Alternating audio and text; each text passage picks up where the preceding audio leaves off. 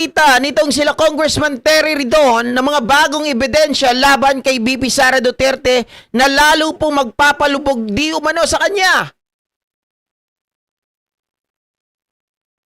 May iharap na bagong ebidensya House Prosecutor sa impeachment trial ni Vice President Sara Duterte. Ayon kay Prosecutor Congressman Terry Ridon, tungkol daw ito sa mga private property ni VP Sara. Private May mga property. nadiskubre daw silang ilang pang ari-arian ng bise na hindi dineklara sa kanyang SALN.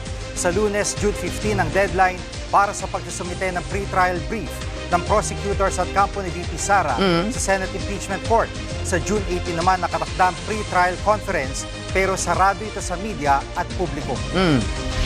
Mga pag-aari po ito na nakalagay po sa mga listahan po ng mga opisina ng pamahalaan. These are personal properties. These are not real properties. No? Personal.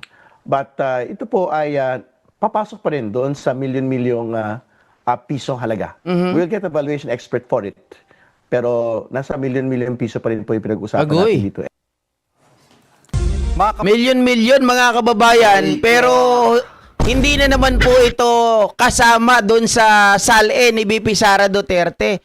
Magkano ba talaga ang abot or saklaw mga kababayan o reach ng yaman ng mga ito? Kasi sobrang dami. Naalala ko pa nga yung hindi lang kay Sara Duterte mga kababayan kasi kahapon nakasama ko yung mga DDS Nakasama namin yung mga DDS. Medyo meron kami mga napag-uusapan. Yung mga maayos na DDS hindi yung mga DDS na mga balahura yung bunganga. Ito naman sila, content mga kababayan. Alam naman natin, although magkakaiba tayo ng politika, pero nagkasama-sama kami kasi kahapon nandun ako nag-abang ako sa sa Mindiola. Kaya lang hindi na ako nag-live mga kababayan kasi syempre pinagmamasdan ko muna sila ito mga dati ko rin mga kakilala. Ngayon na pag-uusapan, sabi nung iba, wala daw, paano nga naman daw sabi niyang gano'n, paano sasabihin nyo na marami milyones ang pera, bilyones ang pera ni Sara Duterte at ang kanyang magulang, si Digong. Samantalang nakita nyo nga yung bahay, sabi niyang gano'n, yung bahay, wala nga pambili ng bahay. Ngayon mga kababayan, na-save ko yung isang video ni Digong Duterte na umamin siya na natatandaan nyo yon, meron siyang isang bahay, mga kababayan, mansyon, na nandoon sa bundok. At hindi ka basta-basta makakapunta doon sa bundok na yon kung wala kang chopper. 'Di ba? Tago, hindi mo, pag inakyat mo naman siya, mga ka-GPnatics, gamit ang paa, by land, ang mangyayari, sobrang tagal bago ka makapunta doon. Baka nga mamatay ka pa sa sobrang tarik po ng lugar na yon. So, sabi ko sa kanya, hindi mo ba nabalitaan etong buhay at bahay ni Digong Duterte na siya mismo ang umamin? Tapos pinapaliwala nyo ang sarili nyo na si Digong ay walang yaman, si Digong ay walang pera, si Digong ay sadyang hindi magnanakaw. Diba? Ito yun mga kababayan, pinarinig ko po sa kanila. Ito. Sa unang pagkakataon, eksklusibong ipinasilip ni Duterte sa News 5 ang kanyang tinatawag na sanktuaryo. Umaaksyon si Mia Reyes. Sanktuaryo sa bundok. Mula sa 10 minutong chopper ride, mararating mo na ang hindi na muna pinangalan ng lugar na di kalayuan sa Davao City. Ito ang hideout ni incoming President Mayor Rodrigo Duterte. Sa unang pagkakataon, eksklusibong ipinakita ni Duterte sa News 5 ang kanyang tinatawag na sanktuaryo. Malabagyo City ang lugar dahil sa lamig ng panahon at napapalibutan ito ng mga puno. As you can see, it's very quiet, very cold. The fog nasa baba na. And by mga 11, you'll be shivering. Because it's really very cold. That's why I seldom come here. But if I want to really relax. Dito rin kayo pumunta nun, sir? Yes, this is really my hideout. So, kayo lang ang pinagbigyan ko dito. Because you happen to be on the way when I went out of the house. We meditate and hindi naman ako contemplative na tao. But this is my sanctuary actually. Sabi pa nung DDS kahapon, mga kababayan, maliit lang daw yung bahay kasi napansin niya ito. Napansin niya, maliit lang naman yan, pre. Sabi niya, gano'n, paano mo sasabihin na mayaman si Digong? Sabi ko, alam mo, wag mong tingnan yan, yung maliit na nakikita mo na yan. Ang tingnan mo, gaano kalawak yung lugar na to. And how could you able to afford to buy this land? Sabi ko sa kanya, kung wala kang pera, bilyones ito. Sabi kong ganun, paano mo na-develop ito na nasa taas ng bundok? 'Di ba? Mahirap gumawa ng bahay, mga kababayan, nagtirahan dito na napakalawak at kung titingnan mo yung structure, talagang mapapawaw ka na lang, mapapasana all ka na lang talaga. 'Di ba? Ayaw pa rin maniwala, sabi kong ganun. Tingnan mo to. Sabi ko sa kanya, yan yung bahay na napapansin mo. Pero, tingnan mo tong bahay na to. Aray ko. Yan ba maliit pa rin? Kung ganun, mukhang maraming bahay sa isang lugar na yan. Ang nakita mo lang, yung bahay na simple. Pero hindi simple yun. Sabi kong ganun, hindi simple yan, yung mga kahoy na yan, mamahalin. Aray ko. Diba? Kahit siguro tayo, hindi natin afford yung mga kahoy na yan, mga first class. Tapos sasabihin mo, yan ay kahoy lang. Aray ko. Uy, wag mong kahoy-kahuyin lang dahil hindi naman coco lumber yan, kakong gayon. Mga first class yan, na kahoy, na pinang-built ng bahay na yan. At yung lugar, just imagine magkano yung lugar na yan? Magkano yung pampagawa dyan para ma-develop yung area na yan? Sabi ko nga, baka dyan nagtatago si Bato. Aray ko. Diba? Kasi hindi mo pwedeng mapuntahan yan ng byland basta-basta. Baka siguro pag pumunta ka dyan, galing ka sa baba, nakikita ka na sa taas, baka nirat-rat ka na. Diba? O, kung sa taas naman, by chopper ka lang pupunta, kung ikaw ay hindi authorized, baka mamaya pinabagsak na yung eroplano mo. Diba? Ito yung simpleng mambubudol eh. Masyado kayo naniniwala kako doon sa kanilang optics na si Digong ay mayaman, si Digong kumakain lang sa karinderya, si Digong natutulog siya sa loob lang ng kulambo at nakatira doon sa bahay na bulok.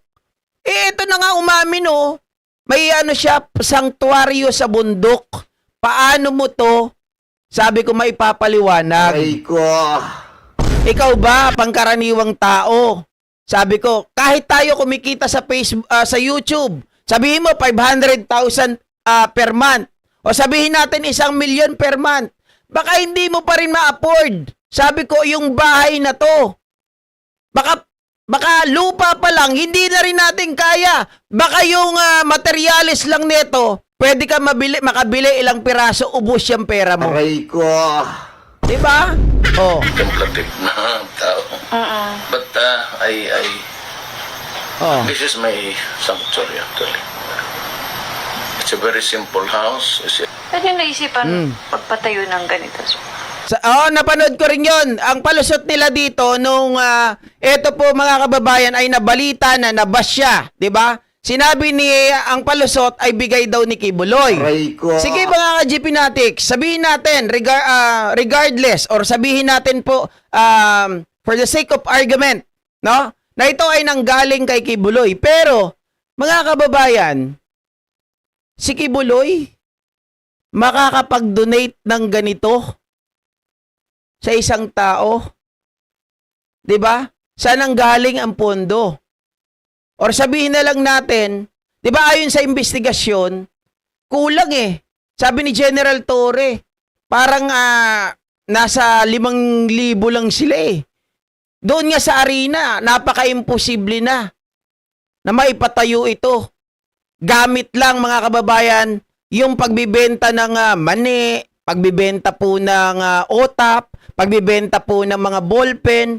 Kaya ba na maka-afford ng arena na ilang hectares yun? May 30 hectares ata. 'Di ba? Tapos ito ibibigay niya kay Digong. Mga kababayan, maaring meron talagang ginagawang hindi maganda. Maaring may mga illegal. At bakit siya magbibigay ng ganito kay Digong Duterte kung hindi siya makikinabang or wala silang kasunduan? Or sabihin natin mga kababayan na hindi po sila magkasosyo. Kung anumang negosyo yon, kayo nang bahala. Diba? Because I wanted a place far from the madding crowd.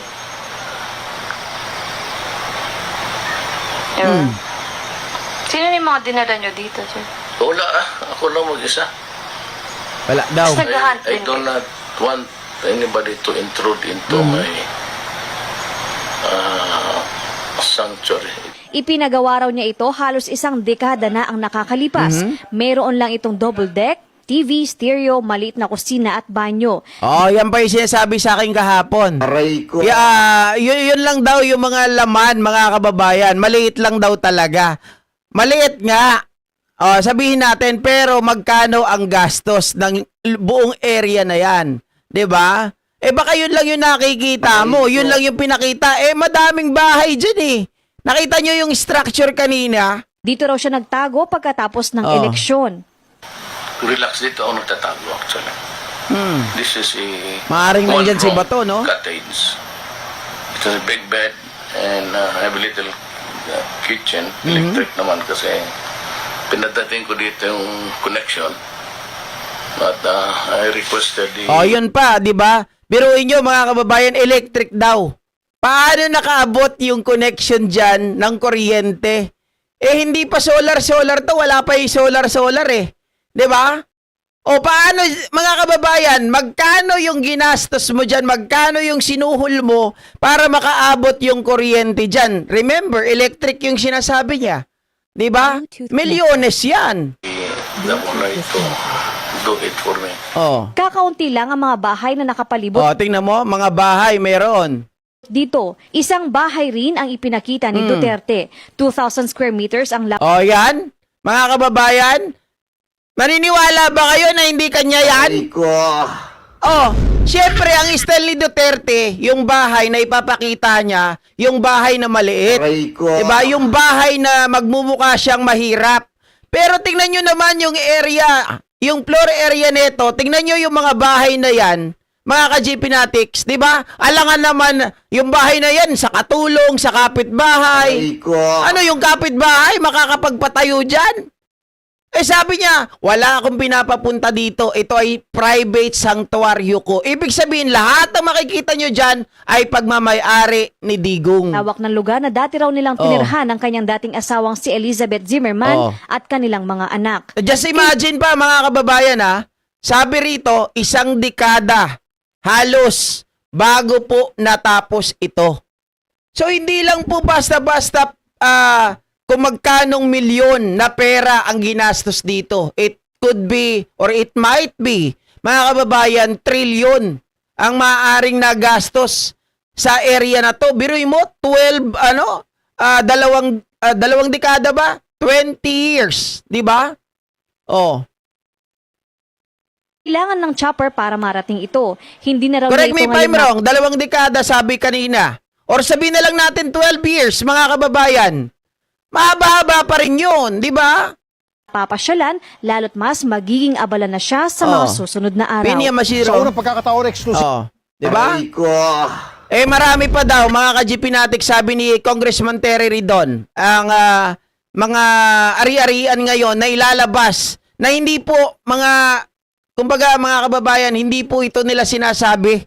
Dahil nga gusto nilang palabasin sila ay mahirap, na sila po mga kababayan ay walang sapat na yaman. Milyong-milyong piso ang ari-arian umano ni Vice President Sara Duterte at kanyang asawa ang bagong ebidensyang isusumiti ng House Prosecution Panel sa impeachment trial. Hindi umano nakadeklara ang mga ito sa Alagoy. Statement of Assets, Liabilities and Net Worth ng bise kahit required.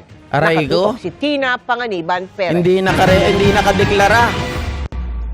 Naisumite na ang Articles of Impeachment sa Senado para sa paglilitis ni Vice President Sara Duterte. Pero may pahabol na bagong ebidensya ang House Prosecution Panel. Nadiskubre raw nila ang ilang ari-arian nina Duterte at asawang si Atty. Man Scarpio na hindi nakadeklara sa Statement of Assets, Liabilities and Net Worth ng BICE. Ang sabi ng House Impeachment Prosecutor na in charge sa naturang article, aabot sa milyong-milyong piso ang halaga ng mga hindi umano deklaradong assets. Meron pong ilang mga pag-aari na hindi po na-disclose sa kanya pong Statement of Assets sa Liabilities Network over the course of all the years. No? Mga pag-aari po ito na nakalagay po sa mga listahan po ng mga opisina ng pamahalaan. I think this is of almost the same magnitude as the bank accounts. Nakalagay, hindi ko magets kung ano yung sinasabi niya. Ito po ay mga assets na nasa listahan ng opisina ng pamahalaan. Aray ko. Ano to mga kababayan? Ano to cover nila? Yung opisina ng pamahalaan para hindi halatado? Aray ko. Oo, doon nila tinatago yung kanilang mga yaman para kapag halimbawa mga kababayan nagkakaroon ng auditing ay hindi ito ma-account. Aray ko. Ay magaling. Sobrang galing, di ba? Nasa opisina daw, mga kababayan, ng gobyerno. So ibig sabihin, itinatago nila para hindi halata. Palalabasin. Oo nga naman, hindi talaga halata mga kababayan. Kasi ang sa estratehiya po, no? Ang pinakabagay na magagawa mo para hindi halata, nasa iyo ang mga bagay na yan, ay wag mo itambak sa bahay mo. Ilagay mo, yung iba nilalagay sa kamag-anak. Pero wala na yun eh. Yung kamag-anak mga kababayan, medyo, gas-gas na yun. Yung iba, pinapatago sa mga kakilala. 'Di ba? Kaya lang natitrace pa rin yun. 'Di ba? Ngayon, ang pinakamaganda, sa gobyerno mo ilagay yung mga asset mo, yung mga gamit mo, ay sigurado, hindi paghihinalaan yan. Pero magaling magaling din itong sila Congressman Terry Ridon, mga kababayan, na nahalungkat nila yung mga asset na ito ay natatago po sa mga opisina ng pamahalaan. Hindi ko po gawa-gawa to. Yun po ang aking pag-unawa at pag-intindi, mga kababayan. Kayo ba? Ano ba ang take nyo sa sinasabi na katago sa opisina ng mga pamahalaan? Ulitin ko. Nina Duterte at asawang si Atty. Man Scarpio na hindi nakadeklara sa Statement of Assets, Liabilities and Net Worth ng BICE. Ang sabi ng House Impeachment Prosecutor na in charge sa naturang article, aabot sa milyong-milyong piso ang halaga ng mga hindi umano deklaradong assets. Meron pong ilang mga pag-aari na hindi po na-disclose sa kanya pong Statement of Assets sa Liabilities Network over the course of all the years. No? Mga pag-aari po ito na nakalagay po sa mga listahan po ng mga opisina ng pamahalaan. I think this is of almost the same magnitude as the bank accounts. Nakalagay sa opisina ng pamahalaan, anak Aray ng ko. tinapa. Mga kababayan, kaya pala gusto nilang makabalik sa gobyerno. Kaya pala gusto nilang mahawakan ang pinakamataas na posisyon sa gobyerno, mga kababayan, para hindi halata ang kanilang mga asset, ang kanilang mga tinatago. Aray ko. Kasi nga naman, simpleng-simpleng sabihin, kapag sila po ay nasa gobyerno, 'di ba? Kapag nakita yung mga hindi, sa gobyerno yan, ganun lang ang sagot. At saka, yung thinking ng tao, mga kababayan, kapag nakita yan na nasa opisina po ng DSWD, sabihin natin, 'di ba? O kaya ng DPWH, hindi po paghihinalaan mga kababayan, nasa kanila yan. 'Di ba? Mautak din eh. Talagang galawan ng mga galawan talaga ng mga garapal. Galawan mga ka-GPnatics na mga magnanakaw, 'di ba? Aray ko. Totoo naman, ganyan talaga yung galawan ng mga magnanakaw. Ganyan ang galawan, mga ka-GPnatics ng mga mandarambong. Di ba? Yung iba ayaw pa rin maniwala. Hindi, gawa-gawa mo lang yan. Gawa-gawa ko ba yun? Sinabi na ni Congressman Terry Ridon? Aray ko. Ayaw nyo pa rin maniwala? Pero, ganun pa man, ang pinag-uusapan natin dito ay ang lalong magpapabigat ng mga kaso ni BP Sara Duterte. Sa dami niyan, mga ka-GPnatics. 'Di ba? Sa dami po ng kanilang hawak na ebidensya. Dahil ngayon nga, meron na daw 25 na testigo laban kay BP Sara Duterte. 25. Aray ko. Alalahanin nyo ha. 25 na katao sa dami nun. Oh. Ang tanong, paano kaya ito dedepensahan ng kampo ni BP Sara Duterte? Na ang kanilang pagsagot o reply, mga kababayan, sa mga aligasyon laban sa kanila, sabi nga ni Atty. Lorna Kapunan, hindi naman nila sinasagot ang bawat aligasyon sa kanila, bagkus general denial ang ginagawa ng kampo ni BP Sara Duterte. Ano yung general denial? Mga kababayan, hindi daw totoo lahat, ganon. 'Di ba? Walang katotohanan, walang basihan. Lack of due, sabi, walang due process, nagkaroon ng mini trial, at kung ano-ano pa, puro technicalities ang sinasabi po nila na dapat madismiss na daw kasi mayroong 1-year bar rule. Anak ng tinapa. Aray ko. Sabi ni Atty. Lorna, kala ko ba bloodbath? Mukhang bubble bath yung ginagawa niyo. Aray ko. Diba? Yan ang White House ng NPA, sabi ni Mabel Quinjo. Baka intended na maliit para inconspicuous. Well, yung pinakita, yun yung maliit na 'di ba? Pero nakita natin, napakarami po ng tahanan doon. Aray ko. Oh, imposible naman si Digong. Mga kababayan, nagpagawa siya ng malamansyon na area na yon, tapos magpapagawa lang doon yung kapitbahay. 'Di ba? Napaka-imposible nun. Ayaw nga raw niya na magsama doon sa na yun eh. Gusto niya siya lang. Aray ko. Mami Nerva, Canyoza, hello? Gosh, pabiktim lang iyan si Pentaboy. Huwag mo nga kami pinagloloko, Pentaboy. Sa pool ka dito. Front lang si Kibuloy. Tama, ako naniniwala, front lang talaga yan. Oo, mahirap din patagin yung lupa na yon, di ba? Mga land grab nila yan noon at may mga may-ari ng lupain na yan ay pinapatay nila sa mga NPA na kasangga ni Digong at Kibs. Naalala ko rin yung kay Alvarez, ganyan din. Halos. Sa layo niyan, gagastos ka ng linya papunta dyan. Milyon yan. Correct. Di ba, Jonas? Oh. Kawawa mga Dabawenyo na inagawa nila ng lupa kaya silang dalawa ni Kibs ang naghari-harian sa Davao. Wala nga pwedeng gumalaw kasi. Di ba? Sino ang kaya na sagupain yung mga yun? Mga NPA sa kanila din eh. Hawak din nila yun. Diba? Nagtataka kayo, sabi ni Sara Duterte, sabi ni Digong, na walang dito sa amin. Diba? Sinasabi nila, wala daw mga, mga NPA, mga kababayan. Pero, bakit sila nanghihingi ng confidential funds every year? 496 million. Diba? Sa makatuwid mga kababayan, nagsisinungaling sila.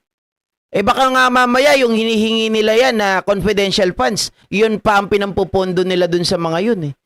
Kasi, mga kababayan, sila pa mismo ang nag-i-invite dun sa mga NPA na pumunta dun sa kanila. Di ba? Na nakikipag-meeting. Si Joma noong 2016, anong ginawa? Siya din po, mga kababayan, ang isa sa mga sabihin natin talagang tumulong kay Digong Duterte sa kanyang kandidatura. So puro kasinungalingan talaga mga pinaggagawa nito. Di nila kayang sagutin kaya pilit na lang pinababasura sa Saras Court, Supreme Court. Correct, mga kababayan. Kaya lang di naman sila pinagbibigyan ng Supreme Court ngayon eh. Sabi ko nga, napaganda pa nga yung ginawa ni Chis Escudero nung nakaraan. Kung ang standing point lang natin ay titingnan natin yung magandang nangyari, hindi natin titingnan yung tinarantado tayo ni Chis Escudero, ang tingnan natin yung magandang standing point na kung saan mga kababayan ay talagang nalantad si VP Sara Duterte dahil dun sa due process na hinihingi nila, nagkaroon po mga kababayan ng pagdinig dun sa lower house. Diba? Mahirap kasi mga tao di naman bulag pero nabubulag-bulagan, di naman bingi, nagbibingi-bingihan, sabi ni Ma'am Myra. O ano na naman ang pinagsasabi mo? Sabi niya, Inday Sayad Di sa inyo ang tagong yaman? Di nga, iba na lang, uy. Halaka. Panakot lang yung 16 display. Aray ko. I should say display lang yung 16 lawyers. 'Di ba? Kumbaga mga kababayan, ito ay psycho war. Ang ginagawa nila doon. Pero definitely ang tinitingnan ko diyan, hindi yung hindi yung mga lawyer eh. Ang tinitingnan ko kung paano po sila sumagot, mag-reply doon sa mga aligasyon laban sa kanila. Dahil kung itong mga abogado na to ay talagang magagaling, mga kababayan, dapat hindi sila nakikinig sa mga sinasabi ni VP Sara Duterte na daanan na lang sa technicalities. Dapat gumawa sila ng paraan on how to resolve the problem of VP Sara Duterte. Paano po siya madidismiss? Di ba ang usapan? Technicalities? Di yun ang naisip nila. Aray ko. Yun ang pinakamahinang depensa. Yun ang pinakamahinang depensa, ipadismiss mo yung kaso. 'Di ba? Ibig sabihin mga kababayan, wala kang pangharang. Wala ka talagang pandepensa. Wala ka talagang maipapakita para protektahan yung sarili mo. Kaya dinadaan mo na lang sa technicalities. Aray ko. Kasi alam mo, yan lang yung pag-asa para ikaw ay ma-dismiss. Ikaw ay ma-acquit, 'di ba?